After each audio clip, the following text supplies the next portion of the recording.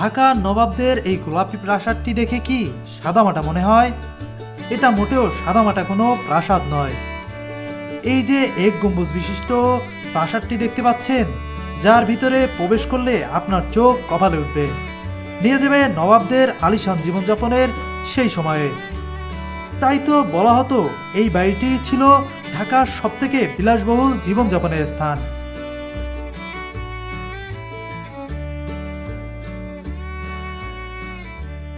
ঢাকার নবাবদের রংমহলের প্রবেশদ্বার থেকে আমি আপনাদের শুভেচ্ছা জানাচ্ছি। কাব্য, আজকে আপনাদের ঘুরে দেখাবো নবাবদের সেই ঐতিহাসিক আহসান মঞ্জিল এবং বলবো এর ইতিহাসের আন্তপান্ত সকল কিছু, এবং তুলে ধরবো এর নান্দনিক সব স্থাপত্য, এর অপরূপ দৃষ্টিনন্দন সেই ভবনগুলো এবং রংমহলের ভিতরে কি রয়েছে।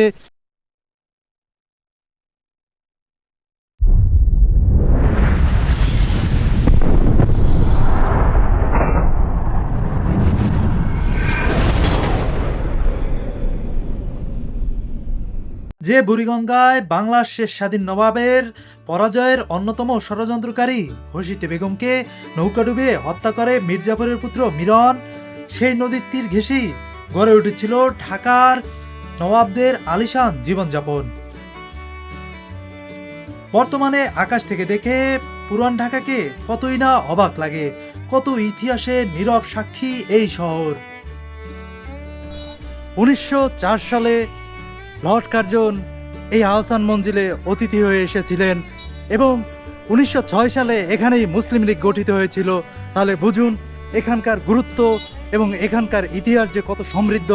তা এটি শুধু একটি ভবনই নয়, এর আড়ালে রয়েছে শত শত বছরের ইতিহাস।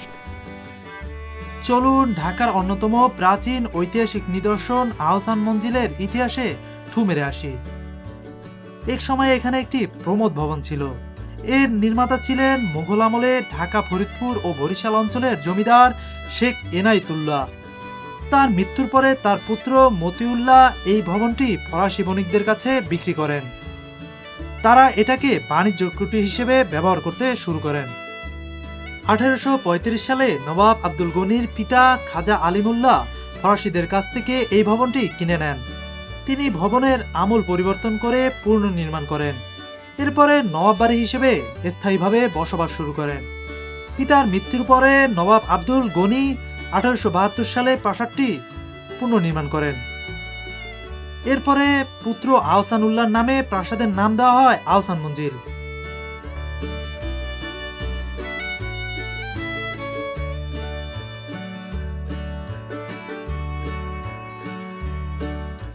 আঠারোশো সালে 7 এপ্রিল প্রবল ভূমিকম্পে পুরো আহসান মঞ্জিল ব্যাপক ক্ষতিগ্রস্ত হয়। ক্ষতিগ্রস্ত আহসান মঞ্জিল পুনর্নির্মাণের সময় বর্তমানে উঁচু গম্বুজটি সংযোজন করা হয়। পুনর্নির্মাণ ও মেরামতের জন্য রানীগঞ্জ থেকে উন্নত মানের ইট আনা হয়। মেরামত কার্য পরিচালনা করেন প্রকৌশলী গোবিন্দচন্দ্র রায়। সেই আমলে ঢাকা শহরের সবথেকে জমকালো ভবন ছিল আহসান মঞ্জিল। অনেক দূর দূরান্ত থেকে উঁচু গম্বুজটি দেখা যেত। 1897 সালের 12 জুন সেই শতকে দ্বিতীয়বারের মতো ঢাকায় ভূমিকম্প আঘাত হানে। এতে আহসান মঞ্জিলের আবার ব্যাপক ক্ষতি সাধন হয়। আহসান মঞ্জিলের দক্ষিণ বারান্দা সহ ইসলামপুর রোড সংলগ্ন নওয়াবখানাটি সম্পূর্ণ ভেঙে পড়ে। পরবর্তীকালে নবাব আহসানুল্লাহ তা পুনর্নির্মাণ করেন। 1952 সালে জমিদার উচ্ছেদ আইনে আওতায় ঢাকা নবাব এস্টেট সরকার অধিগ্রহণ করে।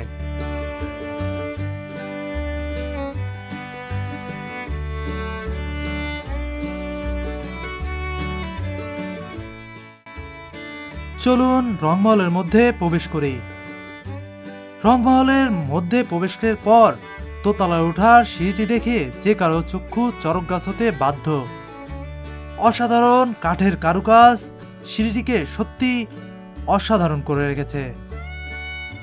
রংমহলের 31টি কক্ষে 23টি প্রদর্শনী উপস্থাপন করা হয়েছে। 9টি কক্ষে লন্ডনের ইন্ডিয়া অফিস লাইব্রেরির প্রাপ্ত সেই সময়ে 1904 সালের তোলা আলোচিত সব ছবি দিয়ে সাজানো হয়েছে।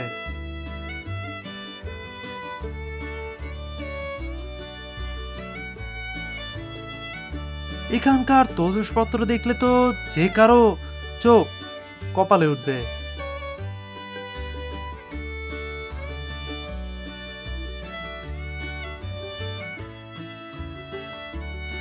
নবাবদের আনুষ্ঠানিক ভোজন কক্ষ এটি। এখানে বসেই নবাবরা তাদের আহার সারতেন।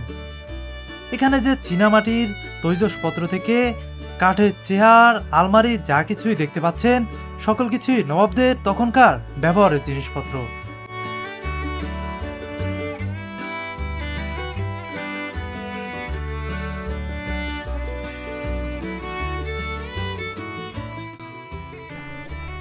সেই সময়ের অলঙ্কিত পার্টিশনটার কাজ দেখুন, কতটা নিখুঁত, কতটা নান্দনিকভাবে এটা তৈরি করা হয়েছিল তখন।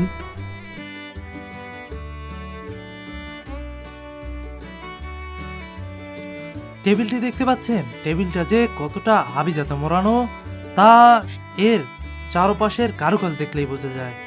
নবাব তো বিলিয়ার্ড খেলতে প্রচুর পছন্দ করতেন, তাই তার একটি কক্ষেই রয়েছে বিলিয়ার্ড খেলার সকল সরঞ্জাম। এখানে বসেই তিনি বিলিয়ার্ড খেলায় মেতে উঠতেন।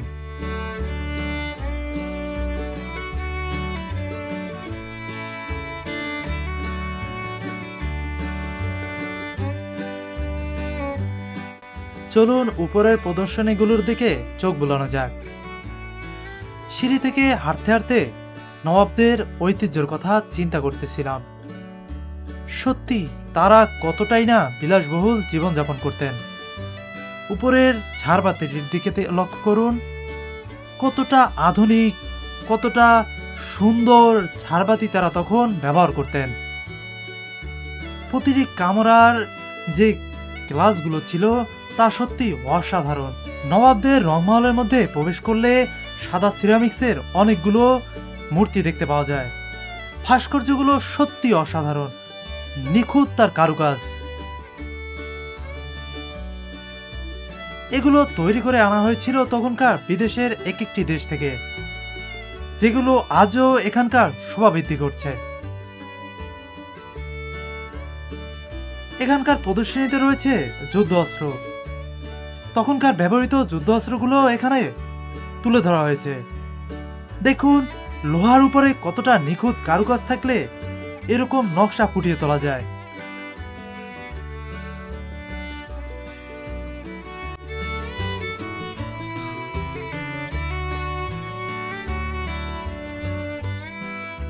আমার কাছে সবথেকে জটিল নকশায় মোড়ানো যে জিনিসগুলো লেগেছে সেগুলো আপনারা এখন দেখতে পাচ্ছেন। এই যে তৈজসপত্রগুলো দেখতে পাচ্ছেন, সবগুলোই কিন্তু হাতির দাঁত থেকে তৈরি। কতটা নিখুঁত হাতের কারুকাজ এবং কতটা যত্নে সহকারে এগুলো তৈরি করা হয়েছিল শুধু একটু দেখুন। হাতির দাঁত থেকে এগুলো তৈরি, এগুলো তো বিরল।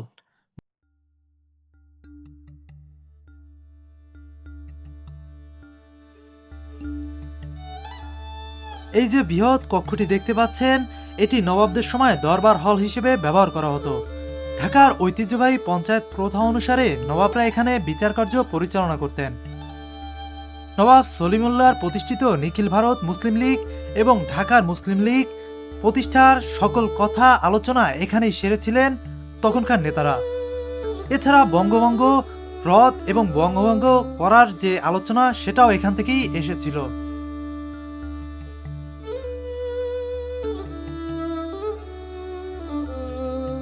এবার আমি আপনাদের দেখাবো ঢাকার সেই সময়ে আলোচিত একটি কক্ষ। 19 শতকে ঢাকা শহরে এত বড় জাঁকজমকপূর্ণ বলরুম বা নাচঘরের দৃষ্টান্ত আর ছিল না। ঢাকার নবাবরা ছিলেন প্রাচ্য ও পাশ্চাত্য উভয় সংস্কৃতির পৃষ্ঠপোষক। তখনকার আহসান মঞ্জিলে অতিথিদের জন্য আয়োজন করা হতো নাচ গানের আসর।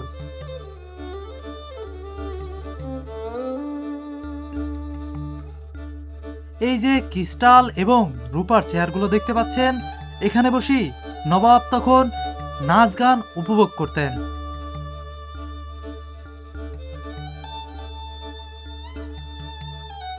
অতিথিরা বসতেন এইসব সোফাগুলোতে, একসাথে সুরা পানে চুমুক দিতেন গ্লাসে।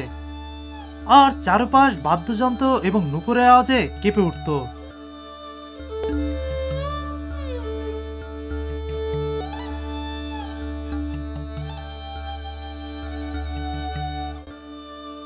অন্দরমহলে প্রবেশ করলে তখনকার আলোচিত দুইজন বাইজির নৃত্যের ছবি এখানে দেখতে পাবেন।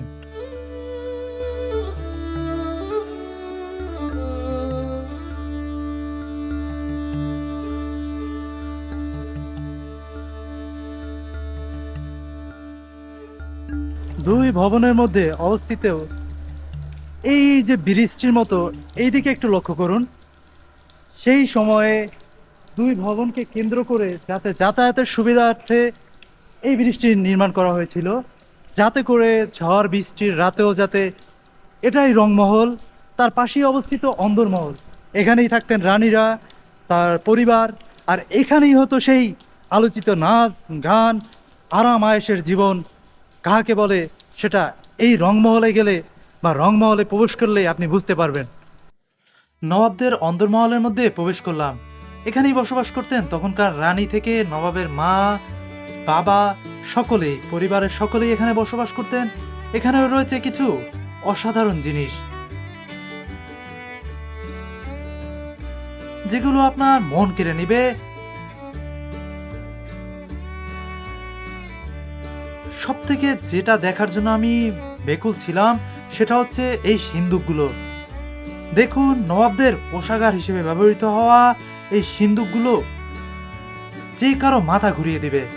কোথায় কি অর্থ রাখা আছে কেউ এগুলো আসলেই কি বুঝতে পারবে দেখে?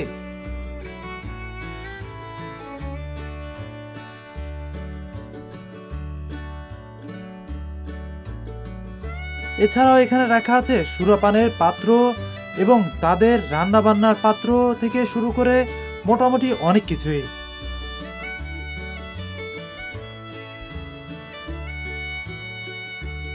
ঢাকার নবাবদের এমন রাজকীয় জীবনযাপন যে কারো কল্পনাকেও হার মানাবে।